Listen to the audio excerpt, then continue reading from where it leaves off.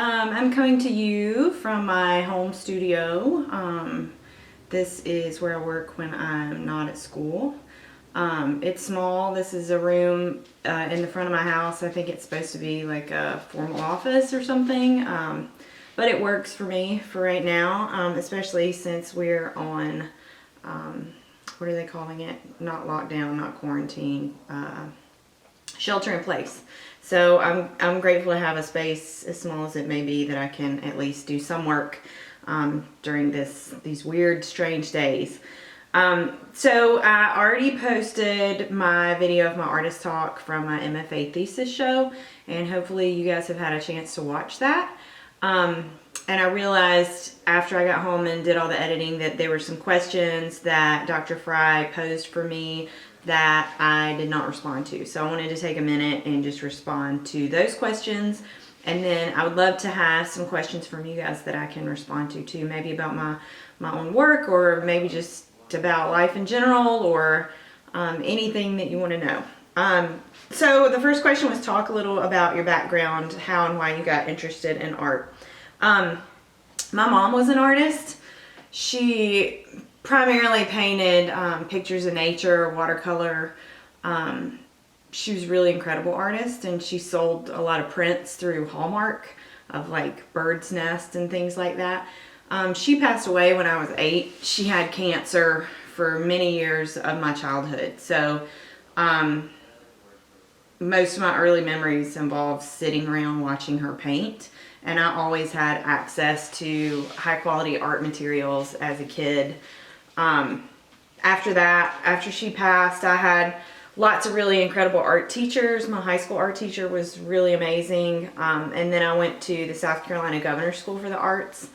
And that was a really transformative experience because growing up in a small town, pretty rural town, if you're an artist and a creative, sometimes you can feel like a square peg in a round hole, because, you know, if you're not into football and if you're not a cheerleader, sometimes you just don't see the world the way that I felt like I didn't see the world the same way a lot of my classmates did. So when I went to the governor's school and I was around other people that were artistic and creative and open to trying new things, that was really eye-opening for me.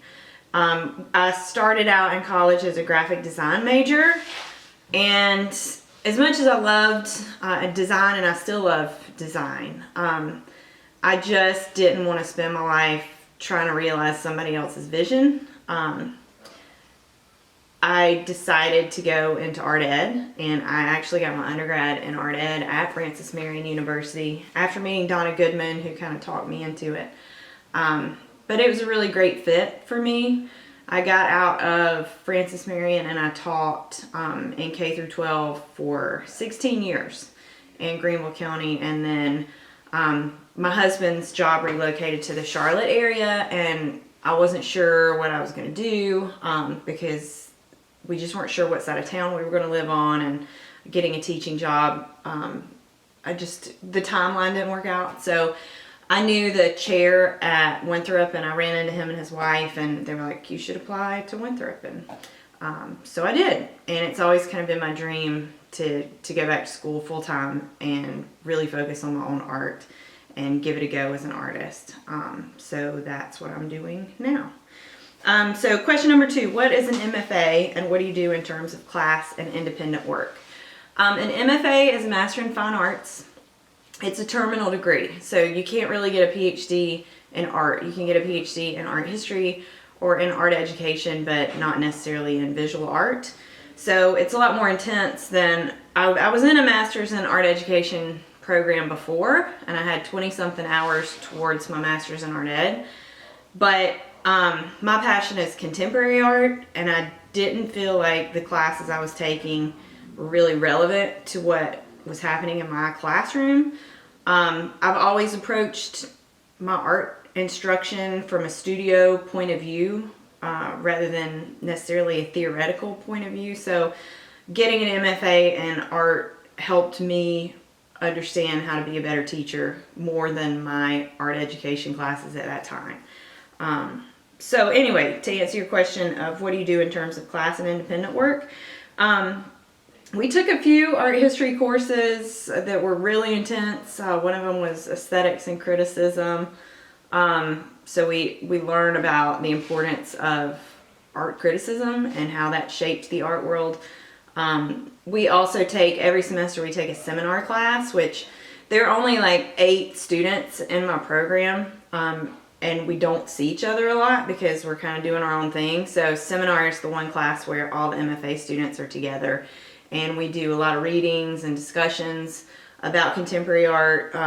We watch a fair amount of films on contemporary artists and discuss those. And really the primary purpose of that class is just a platform for critique. So we have really, really intense critiques of our work, and it's good to get feedback from your classmates and your peers. And also a ton of studio classes. So our classes aren't like undergrad classes where professors give you an assignment. Like, you kind of propose to them what it is that you want to work on that semester, and then they sort of guide you, and it's more like a check-in type of situation.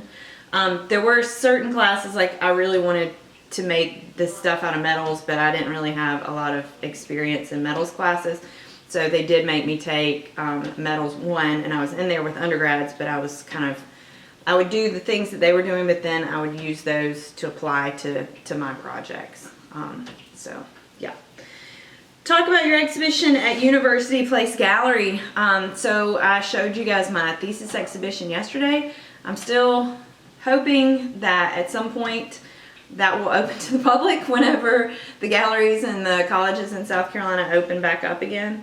And hopefully I can pack that all up in a big box truck and get it down to Florence so that you guys can actually see it. It's really important for people to walk through and experience my work because it's installation. So it's all about the shifting perspectives that you see.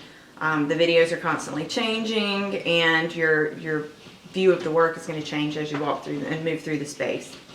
So I hope you guys get to check that out. Talk about the content in this work. I'm pretty sure that you guys got that out of that video that I posted. What artists or experiences have influenced you as an artist? I don't know if you guys are familiar with Art 21, but Art 21 is a television series on PBS, and they have a program called Art 21 Educators, and I applied and was accepted to that program. I was the year 2 cohort, so it was the first year that they opened it up to people from all over the country and not just in New York. I went to New York for 10 days, and I lived in a dorm at NYU, and I met with professors from NYU and Harvard, Lois Hetland from Project Zero at Harvard, and worked with museum educators from the MoMA and Whitney.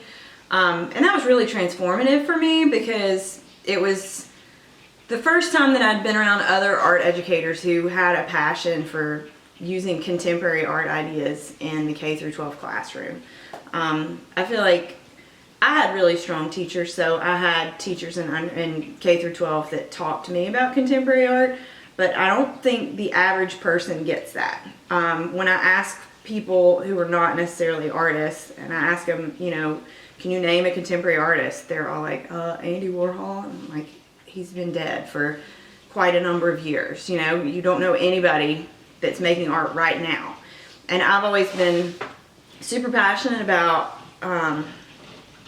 learning about artists that are still alive. I mean, that they're making art that relates to this time that we're in right now, not like art that was 200 years ago. So it's not that I'm discounting art history. I love art history. I'm a super art history geek, but I just am passionate about what's happening right now. So being in Art 21 helped me see that it's important for me to make my art as an artist and not try to make my art through my students. Let me say it again, because I feel like as an artist I was getting very crippled by the fact that I'm teaching all day and I'm having to think about cutting paper and writing lesson plans. So I feel like I was channeling my own artistic practice through my students, and that was doing a huge disservice to them.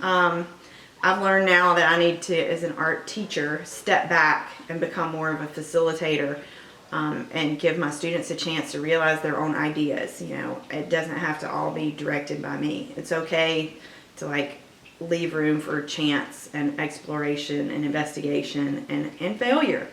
I mean, part of being an artist is experiencing failure. Sometimes it doesn't work. And that's okay, you know, fail better tomorrow. So anyway, that Art 21 was a huge influence on me. Some artists that I wrote about in my thesis were Sarah Z, Julie Moretu, and Matthew Ritchie. Those are just 3 artists. I could name thousands of artists. I love going to museums and galleries and experiencing contemporary art, but I really, really love installation, and I love being able to walk through a space. Like when I saw Sarah Z's installation in Boston, I must have spent an hour in that gallery because I was zooming into these little teeny tiny things and then zooming out, zooming back in. I love when artists play with scale, and artists who give me something to look at that's really tiny and small and I have to get really close to it and it's really intimate, but then I zoom out and I see something else entirely. I really like art that's complex and interesting. So sorry, that's my dog. What media do you favor and why? My life would be so much easier if I could just stick with one thing. If I could just be a painter or a photographer. But when you go through art ed, and some of you guys may be art ed majors, so maybe you know this firsthand, but you don't get a whole lot of really intense studio classes. You kind of dip your toe in a whole lot of different media and different processes, because when you're a teacher, you may have to be able to teach printmaking, drawing, painting, photography, all that stuff. The good thing about being an art educator is you have constant opportunity for professional development. So the whole time I was teaching, I was taking as many grad classes as I could. I was taking workshops. I would go to conferences, you try everything, you know. So I was kind of concerned that going into my MFA, I was going to be at a disadvantage because I was in like classes with undergrads that had 5 times more painting instruction than I had. But the cool thing is I consider myself to be an interdisciplinary artist. So I'm using all these different processes, and I'm not hindered by the fact that I'm not supposed to do something. So if you tell me, oh, you're not supposed to put watercolor and spray paint together, oh yeah, watch me, I'm gonna do it and I'm gonna see what happens. And that's exciting to me. Like, I like experiencing things that weren't expected. And we live in an exciting time right now where artists are not just draftsmen or painters or filmmakers. It's my favorite artists are the ones that combine all that stuff together. And I think sometimes coming from art ed, where you've been forced to be a jack of all trades, master of none, it makes you less inhibited. I'm less precious about paint. You know, good for you if you use a traditional you know, underpainting method and overpainting method. I'm not saying there's anything wrong with that. It's just not how I work. Like, I find that I like to work on 20 different things at one time. I'm constantly have, you know, right here on my desk, I've got a bunch of little pieces of things that I'm working on, and I get really excited when I'm like combining them together, and then, oh, this unexpected thing happens, and that can send me on a whole nother tangent. I'm a worker bee, so I like to constantly be cranking out work. I could make, you know, 30 pieces of work during this quarantine, shelter in place situation.